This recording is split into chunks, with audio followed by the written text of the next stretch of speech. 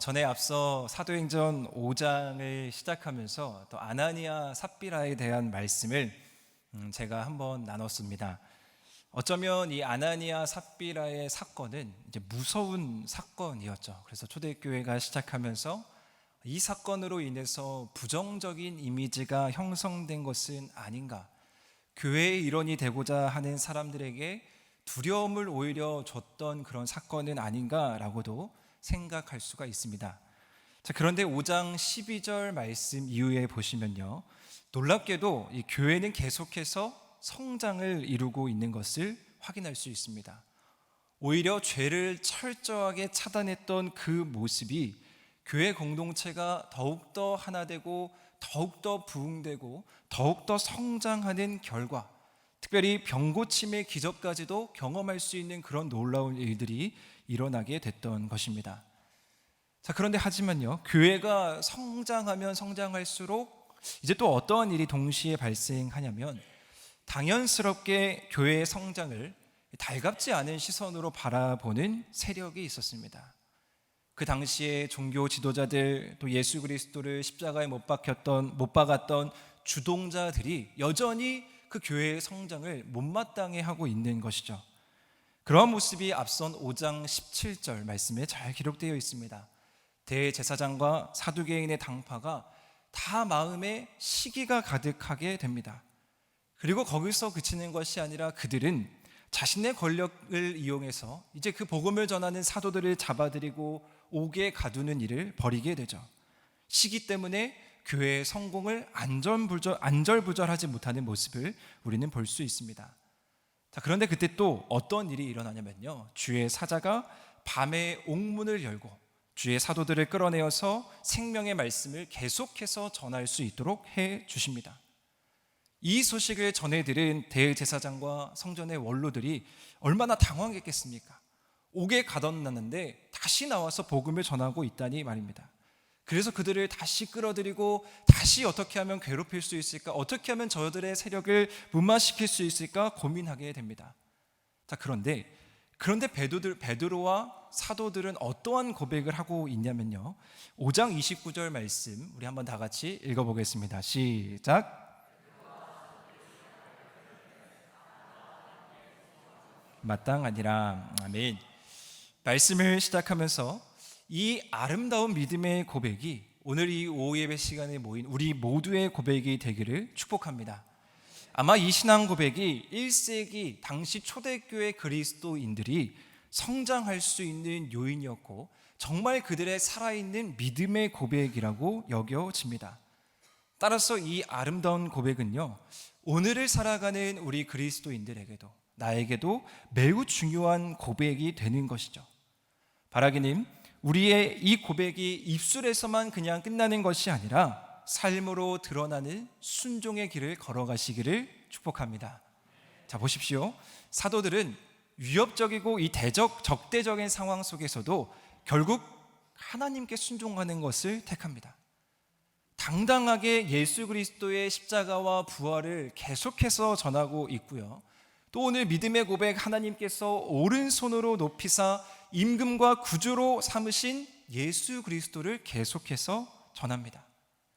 사도들은 지금 받고 있는, 지금 위험에 처해 있는 이 재판의 자리가 오히려 복음을 전할 수 있는 자리로 삼고 있는 것입니다. 당시 초대교회 분위기가 어떠했는지 우리는 잘 알 수 있습니다. 자, 그러나 이 대제사장들과 사두개파 사람들은 그 이야기를 듣고, 그 복음을 듣고 어떤 반응을 계속해서 보입니까? 크게 노하여하고 크게 화를 내면서 이제는 그 베드로와 사도들을 죽이려고까지 합니다. 자, 이런 앞전 상황이 있었는데요, 이러한 상황에 이제 오늘 본문에서 누가 등장을 하냐면요, 오늘 읽은 본문에서부터 나타나게 되는데 바로 바리새인 가말리엘이 등장하게 됩니다. 오늘 이 오후 시간에 이 바리새인 가말리엘에 주목하기를 원합니다.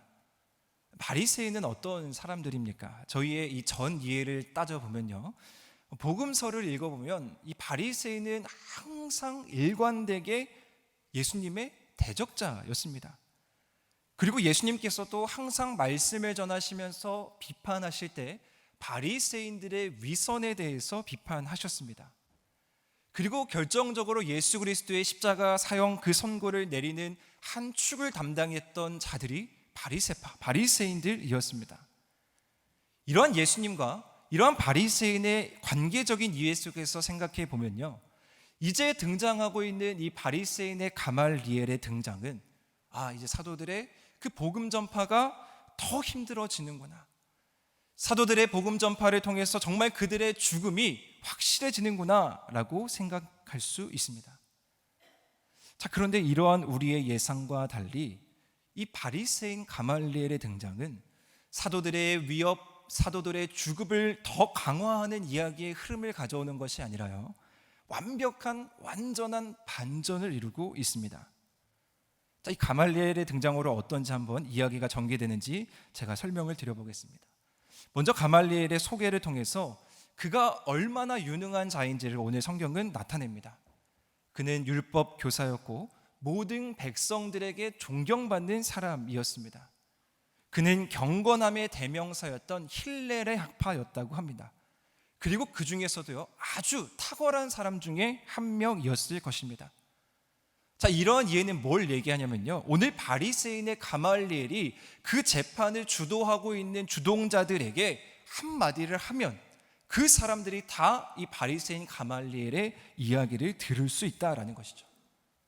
이 가말리엘이 재판을 받고 있는 현장 가운데에서 사도들을 밖으로 다 나가게 합니다.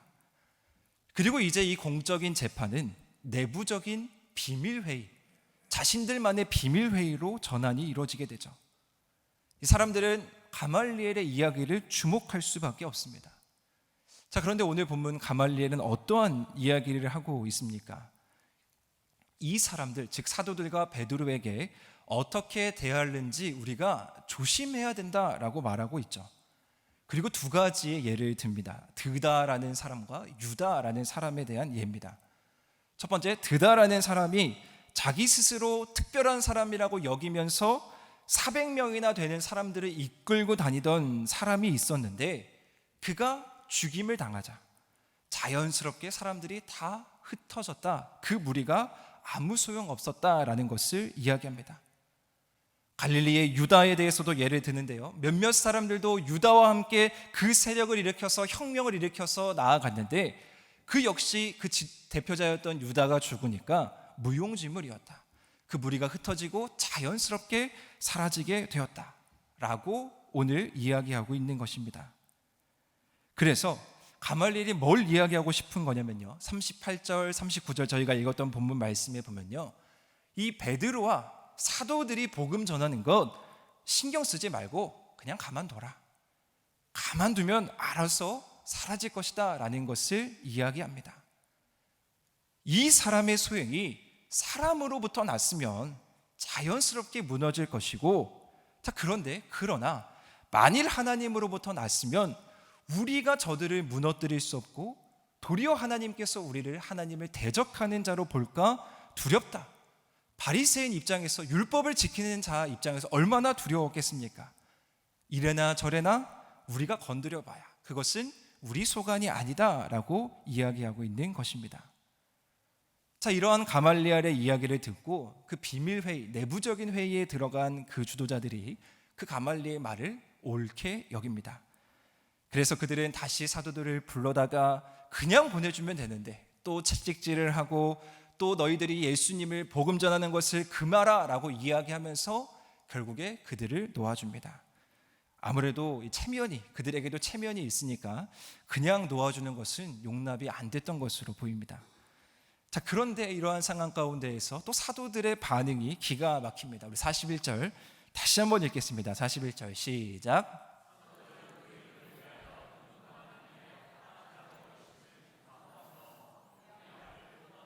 아멘. 자, 사도들이 채찍질을 당했다라는 것은 아마 당시 회당에서 율법에 명한 대로 최고의 매, 40대에서 하나 감한 매를 맞는 행위였을 것입니다. 자, 그러면 지금 이 사도들의 상황이 어떻냐면요, 몸이 갈기갈기 찢긴 상황이고 몸 전체에서 피가 막 흐르는 상황이었을 것입니다. 말로 묘사할 수 없을 정도로 비참하고 초라한 모습이 이 베드로와 사도들의 모습입니다. 자, 그런데 그들의 모습이 결론이 뭡니까? 기뻐하고 있습니다. 그리고 그들은 복음을 전하는 일, 예수 그리스도를 가르치는 일에 대해서 전혀 물러섬이 없고 더욱더 그 일에 매진하고 있습니다. 아이러니하게도요, 유력했던 바리새인 가말리엘의 등장은 대제사장들과 사두개인들의 억압과 박해가 더 강해질수록 사도들의 복음 전파, 교회의 성장이 더욱더 강화하는 것을 우리는 살펴볼 수 있다라는 것입니다.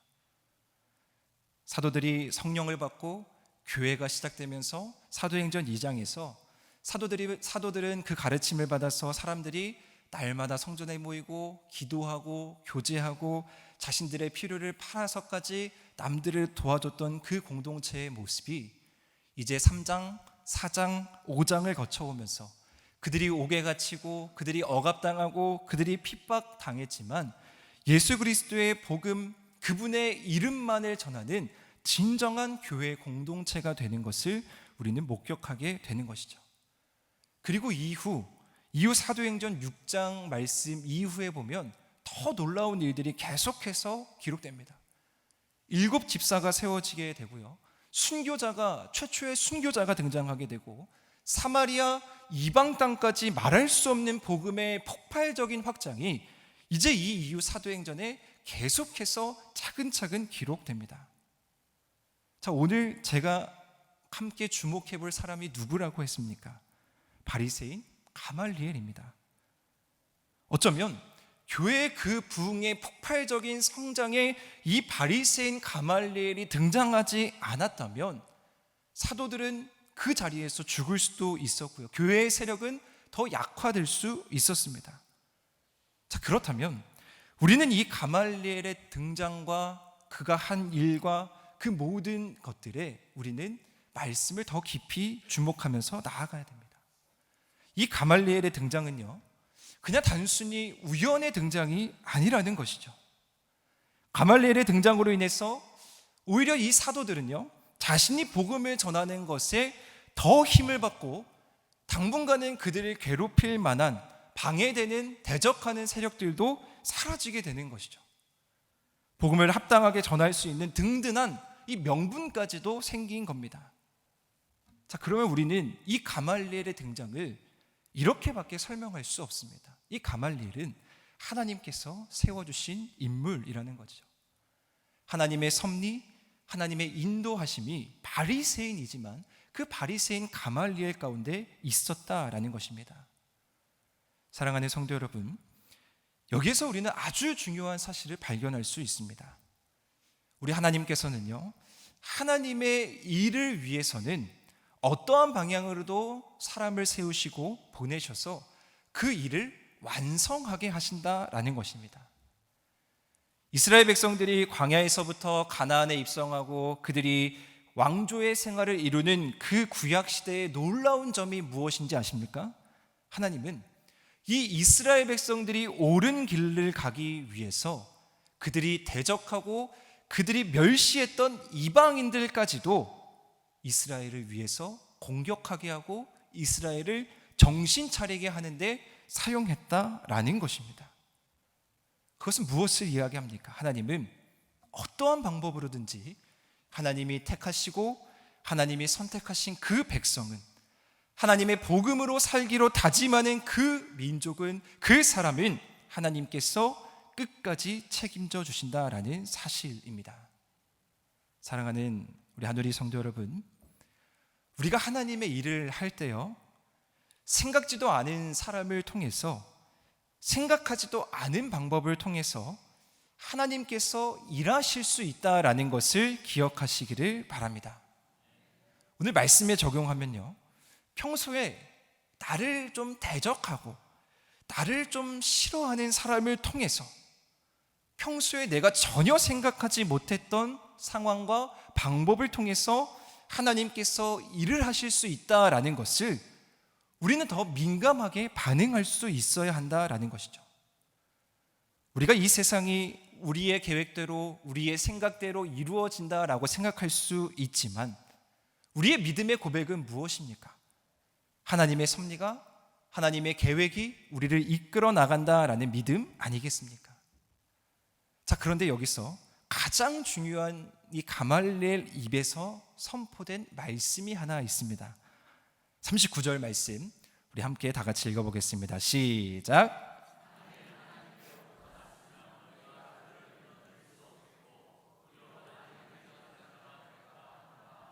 아멘. 자, 이것보다 더한 위로가 어디에 있겠습니까? 사도들이 붙잡았던 사실은 아마 이것 하나 아니겠습니까? 우리가 하나님으로부터 났다.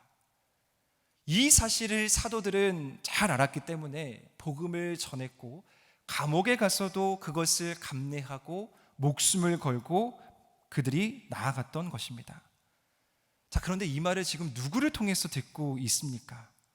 바리새인 가말리엘을 통해서 듣고 있습니다. 어쩌면 그들이 지금까지 했던 모든 헌신과 수고의 무게가 그 말 한마디에, 생각지도 않았던 사람의 그 말 한마디에 눈 녹듯이 녹아내려지게 되는 것을 우리는 볼 수 있는 것이죠. 만일 하나님으로부터 났으면 절대로 그 사람을 무너뜨릴 수 없다. 우리가 복음에 매진하는 일, 우리가 교회를 위해서 헌신하는 일, 우리가 믿음을 지키는 일, 그 모든 일 가운데 우리 주변의 사람들이 우리를 그렇게 평가한다면, 아, 저 권사님은 하나님께로부터 난 권사님이야.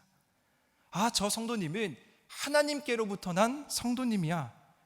그 말을 듣게 된다면 그것이 우리의 자부심 아니겠습니까? 우리가 이 사실을 분명히 인지하면 우리의 현재 상황과 또 우리가 바라봐야 하는 목적이 달라질 수밖에 없습니다. 사도들이 어떻게 기뻐할 수 있었고 어떻게 수많은 박해 속에서도 교회의 성장을 이뤄가고 또한 감옥에 갇혔음에도 불구하고 계속해서 복음을 전할 수 있었던 그 요인, 그것이 하나님께로부터 났음을 인정하고 고백하는 데서부터 출발했다라는 사실을 기억하시기를 바랍니다. 사랑하는 성도 여러분, 우리가 오늘 이 믿음의 고백으로 세상을 살아가기를 바랍니다. 오늘날 믿음을 지키고 산다라는 것, 그리 녹록치 않은 일입니다. 우리가 복음을 전한다고 해서 이 초대교회와 같이 감옥에 가고 매를 당하는 그런 환경은 아니지만 분명히 우리의 삶의 현장에서 그에 반한 일들을 우리는 마주할 수가 있습니다. 때로는 억울함을 직면할 수가 있고요, 때로는 믿음을 지키며 손해를 당할 수 있습니다. 그런데 우리가 기억해야 되는 사실 무엇입니까? 하나님께로부터 난 자는 지키시고 하나님께로부터 난 자는 절대로 무너뜨릴 수 없고, 하나님께로부터 난 자를 대적하면 그것은 하나님을 대적하는 것이다 라는 진리의 사실을 우리는 알고 있습니다. 우리가 묵묵히 오늘도 여전히 이 신앙의 길을 걸어가실 때 마주하는 하나님의 위로에 다시 달려갈 힘을 얻으시기를 바랍니다. 특별히 오후 예배를 지키시고 들으시는 우리 성도님들께 그 힘이 있기를 소망합니다. 그 위로가, 그 하나님의 놀라우신 위로가 우리를 다시 걸어갈 수 있게, 아니 우리를 다시 달려갈 수 있게 하는 힘이 되는 것입니다. 우리 하나님은 그러한 분이십니다. 때로는 우리에게 쉬어가도록 물을 허락해 주시는 분이 하나님이시고요, 때로는 우리에게 눈물을 닦아주시는 손수건을 마련해 주시는 분이 우리 하나님이십니다. 우리가 좁은 문을 걸어가고 우리가 좁은 길을 가는 것은 맞지만 우리가 그 길을 걸어가는 데 있어서 기쁨이 될 수 있는 요소가 너무나 주변에 많다라는 사실을 기억하시기를 바랍니다. 자, 말씀을 맺으면서요, 그러면 우리가 해야 할 일은 무엇이겠습니까? 여전히 우리는 복음을 붙들고요, 여전히 하나님의 나라를 꿈꾸면서 이 땅 구석구석 복음을 들고 살아가야 합니다. 초대교회의 폭발적인 교회의 성장의 주인공이 다시 우리가 되어야 되고요, 그 교회의 성장이 다시 우리 한우리교회가 되어야 됩니다. 그것밖에 답이 없는 것입니다. 우리가 하나님께로부터 났습니다. 하나님, 내가 하나님께로부터 났습니다. 그 자부심이 우리 주변에 많이 뿜어져 나오는 삶을 우리가 살아가야 한다라는 것이죠. 아직도 예수 그리스도를 모르는 수많은 사람들에게 우리가 할 수 있는 것 그리 많지 않다라고 생각하실 수도 있지만, 우리가 가지고 있는 그 자부심으로, 밝은 미소로, 너그러운 이해로 그들을 품어준다면 그들은 우리가 어떤 사람인지 알 것입니다. 오늘 담임 목사님 오전의 말씀과 같이 우리가 손해보더라도 배려하고 들어주고 이해하는 마음이 우리 가운데 있어야 하는 것이죠. 특별히 너무나 사랑하는 우리의 가족들, 아직도 구원의 영역 안에서, 구원의 문제에서 고민하고 있다면 우리는 사랑하는 우리의 가족들에게, 특별히 우리의 자녀들, 우리의 다음 세대들에게 하나님께로부터 났습니다 라는 이 자부심을 전해줄 수 있어야 합니다. 열심히 뿌리시기를 바랍니다. 반드시 하나님께서 거둬주십니다. 매주 수요일 우리 권사님들과 전도를 나가면서 권사님들과 함께 이러한 기도를 합니다. 오늘 이제 남전도 연합회에서도 2부 예배 마치고 전도를 나갔는데요, 그 전도를 나갈 때 항상 이런 기도를 합니다. 하나님, 우리가 할 수 있는 것은 아무것도 없습니다.